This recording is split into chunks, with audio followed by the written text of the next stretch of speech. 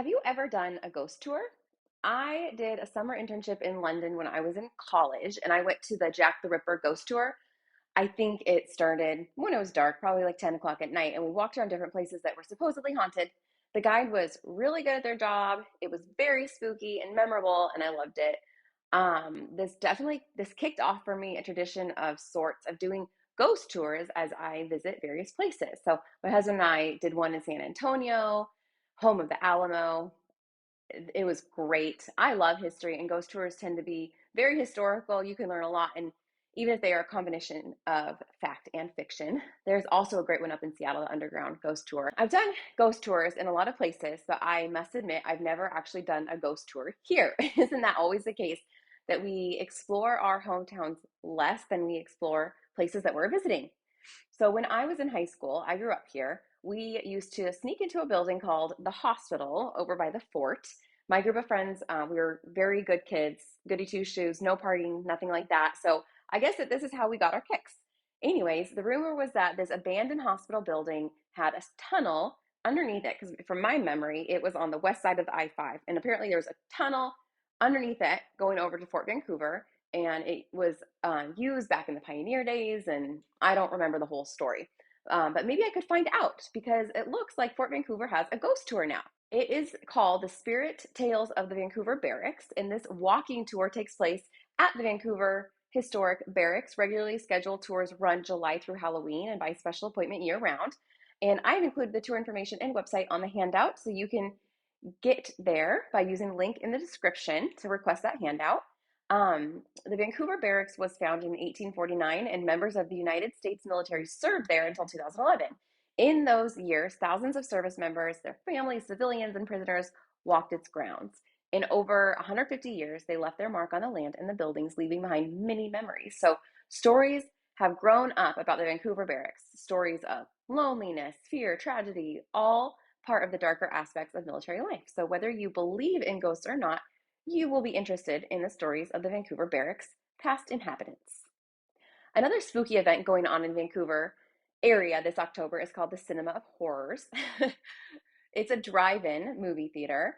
This event is up at the Clark County Fairgrounds in Ridgefield. It is a live action horror movie experience where you are scared by the movie and also by the location. You drive in, get audio for your car, watch a very scary movie, and have monsters lurking outside your window. They are costumed, pretend monsters, but still. It lasts about 2 hours depending on the film length, and features Hollywood quality makeup on the monsters and terrifying twists.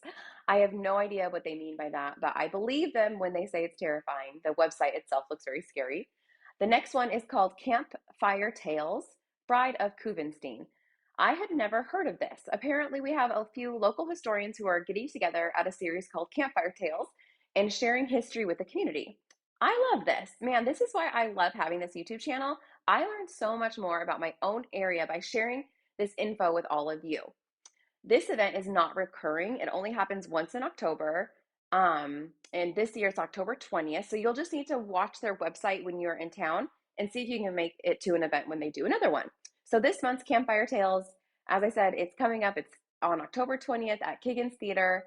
This event is described as this year's return of Campfire Tales, has local historians Pat Gelada, Brad Richardson, and Jeff Davis exploring the darker side of Clark County, including never before heard haunting accounts, as well as tales of vice and crime. The hosts say, "We're excited to share the tales we prepared for this year. It's an evening at the Kiggins not to miss."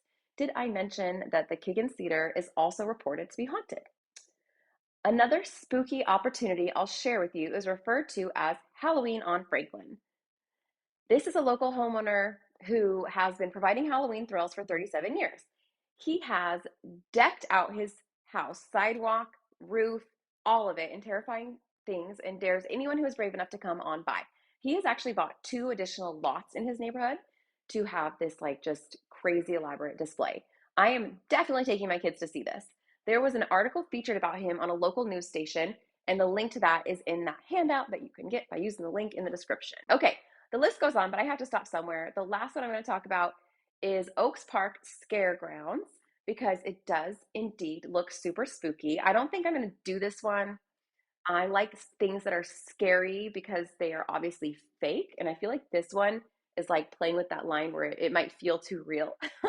The haunted houses look terrifying. If you choose to go, please let me know how it is. Oaks Park Scareground is Portland, and yes, Portland, sorry, only Scream Park. Oaks Park is about 30 minutes away from Vancouver. In case you haven't heard of it, it is being hosted as one of the oldest amusement parks in the country. Oaks Park. It features 3 horrifying haunted walkthrough attractions, amusement rides, themed side attractions, mini golf, roller skating, concessions, and more. Okay, so mini golf and roller skating don't sound very scary, but the haunted house walkthroughs, I'm not sure about those. Tickets to that event are $18 each. If after all of this you need a palate cleanser, I recommend heading over to BZ Farms for the pumpkin patch and some wholesome fun. If you go do any of these things, let me know how they are in the comments below. Thank you for watching. I make a new video every week on life and real estate here in Southwest Washington. Take a moment to subscribe and turn the bell on for notifications so you don't miss a video. If you are thinking about moving to this area, or if you already live here and you want to talk about real estate, give me a call or send me an email. My contact information is in the header above and also in the description below. Also, everything that I'm talking to you about on this video is on a handout that I put together. You can request that by using the link in the description below.